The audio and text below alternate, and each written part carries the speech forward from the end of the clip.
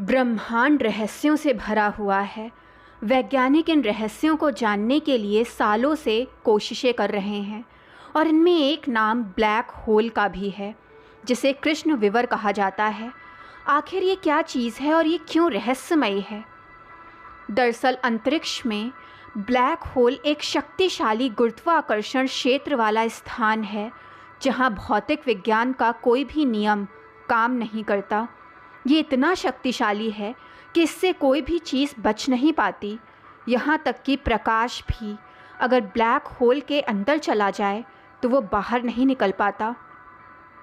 सबसे बड़ी बात यह है कि ब्रह्मांड में कई ब्लैक होल हैं, लेकिन सभी पृथ्वी से हज़ारों प्रकाश वर्ष दूर हैं। अगर ये ब्लैक होल धरती के नज़दीक होते तो कब का हमारी धरती को निगल गए होते और पृथ्वी पर इंसानों का नामो निशान नहीं बचता। क्या आपको पता है कि आखिर ब्लैक होल कैसे बनता है? वैज्ञानिक तौर पर माना जाता है कि कोई विशाल तारा जब अपने अंत की ओर पहुंच जाता है तो वो धीरे धीरे ब्लैक होल में परिवर्तित हो जाता है और आसपास की सभी चीज़ों को अपनी ओर खींचने लगता है। हालांकि वैज्ञानिकों के लिए ब्लैक होल आज भी एक रहस्य है। ब्लैक होल को लेकर ये भी सवाल है कि आखिर क्या अंतरिक्ष में छोटे आकार के कई ब्लैक होल मौजूद हैं? स्पेस थ्योरी के मुताबिक बिग बैंग के दौरान अंतरिक्ष में छोटे छोटे पिनहेड के आकार के कई ब्लैक होल बने होंगे। हालांकि माइक्रो ब्लैक होल का अभी तक कोई प्रमाण नहीं मिल पाया है।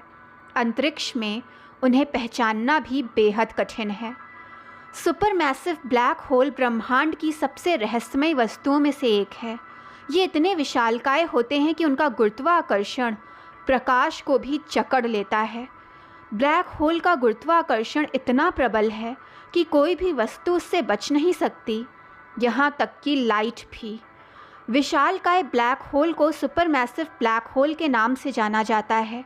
इसका द्रव्यमान लाखों से अरबों सूर्य के बराबर हो सकता है। विशालकाय ब्लैक होल का निर्माण कैसे होता है? कहा जाता है कि ब्लैक होल मरते हुए तारों से जन्म लेते हैं।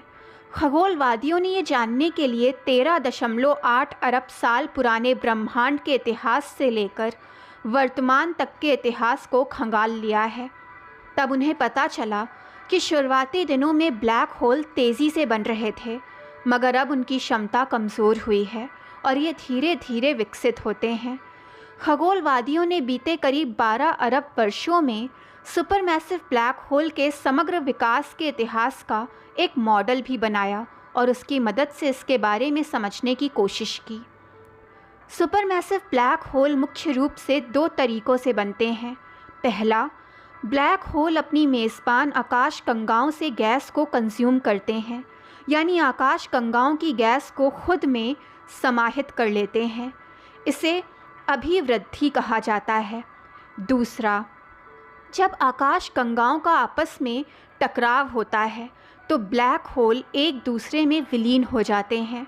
उदाहरण के लिए आप ऐसे समझ सकते हैं कि एक ब्लैक होल की वृद्धि 10 लाखों सालों में औसतन उसकी मेज़बान आकाश गंगा के सभी तारों के द्रव्यमान से जुड़ी होती है। हालांकि अभी तक वैज्ञानिकों के लिए ब्लैक होल एक रहस्य है। दोस्तों, जानकारी पसंद आई हो तो चैनल को लाइक, सब्सक्राइब एंड शेयर करें ताकि चैनल की नोटिफिकेशंस आपको मिलती रहें।